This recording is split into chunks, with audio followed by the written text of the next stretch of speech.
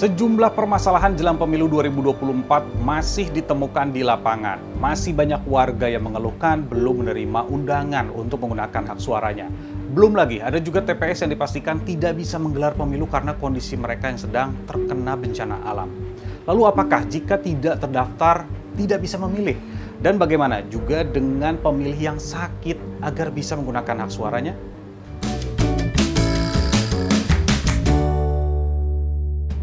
Sebelum mengulas apa yang harus dilakukan jika belum terdaftar sebagai pemilih, saya awali dulu dengan pencoblosan di 103 TPS yang akhirnya ditunda. Dampak banjir membuat pemilu di 9 desa di Demak, yaitu Desa Ketanjung, Desa Kedungwaru Kidul, Kedungwaru Lor, Desa Ngaluran, Jatirejo, Tuang, Kotakan, Bandung Rejo, dan Desa Tugulor ditunda. 9 desa tersebut merupakan desa paling terdampak banjir dengan ketinggian air mencapai 2 meter. Artinya ada 103 TPS yang akan menggelar pemilu susulan. Untuk pemilu di Karanganyar kita bagi menjadi 2. Ada 9 desa yang memang terdampak banjir secara langsung dan itu tidak memungkinkan untuk dilakukan pemungutan dan penghitungan suara pada tanggal 14 Februari 2024. Karena posisi pengungsi itu kan tercerai-berai. Jadi kalau data kami itu ada 103 TPS yang terdampak banjir itu sekitar 25.000 pemilih DPT. Dan itu dari laporan BPBD maupun dari kemarin kami sambangi di beberapa titik, itu hanya tidak ada segitu. Ya, mudah-mudahan banjir di Demak bisa segera surut. Nah, itu sudah bisa dipastikan tidak bisa menggelar pemilu karena ada bencana. Sekarang kita bahas bagaimana jika sakit dan harus dirawat di rumah sakit. Apakah masih bisa menggunakan hak suara? Jika pasien rumah sakit dan pendampingnya akan dirawat sampai hari pencoblosan, sebenarnya bisa mengurus perpindahan TPS. Waktu pengajuannya sampai tanggal 7 Februari. Namun jika masuk rumah sakit setelah tanggal 7, ada beberapa opsi.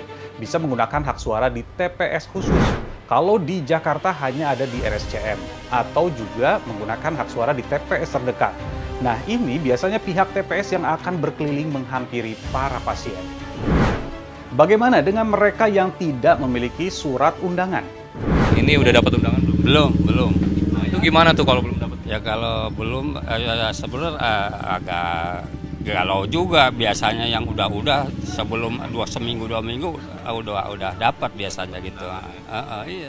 Sekarang nunggu ada memepet banget waktunya gitu. Oh, Bapak Ahmad ini udah dapat undangan belum? Belum.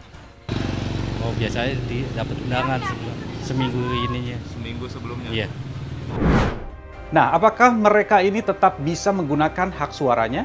Setelah dicek di DPT online, ternyata misalkan ada pemilih datang di TPS Menteng.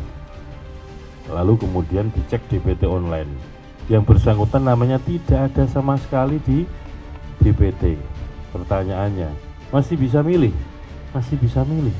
Tapi dipastikan dulu KTP-nya mana. Setelah dicek ternyata KTP-nya Kota Semarang. Mohon maaf, tidak bisa memilih di Menteng. Jadi kalau tidak mendapatkan surat undangan, maka tinggal cek saja apakah sudah terdaftar sebagai DPT atau belum. Pengecekan juga bisa dilakukan secara online. Jika sudah terdaftar, maka bisa menggunakan hak suaranya. Lalu jika tidak ada dalam DPT, ini juga masih bisa menggunakan hak suaranya. Tapi hanya bisa menggunakan hak suaranya di domisili sesuai dengan KTP saja. Apa tanggapan dari Perkumpulan untuk Pemilu dan Demokrasi dengan masih banyaknya warga yang tidak menerima surat undangan dan belum terdaftar? Proses persiapan surat pemberitahuan memilih harusnya jauh lebih siap. Meskipun KPU kan juga memperpanjang ya, misalnya kalau mau pindah memilih untuk 4 ketentuan tertentu gitu ya, itu bisa sampai H-7 sebelum hari pemungutan suara. Tapi kan di luar itu harusnya KPU sudah jauh lebih siap. Setidak-tidaknya ya bisa 2 minggu gitu ya. Tapi kalau misalnya tadi kategori pindah memilih karena 4 hal khusus itu harusnya sudah H-3 mereka menerima surat pemberitahuan memilih misalnya atau surat pindah memilih. Nah, jadi harusnya tidak ada problem teknis lagi ya untuk surat pemberitahuan memilih yang waktunya sangat mepet nih. Ini kan udah H-2 bahkan ya tapi masih banyak warga yang belum mendapatkan surat pemberitahuan memilih.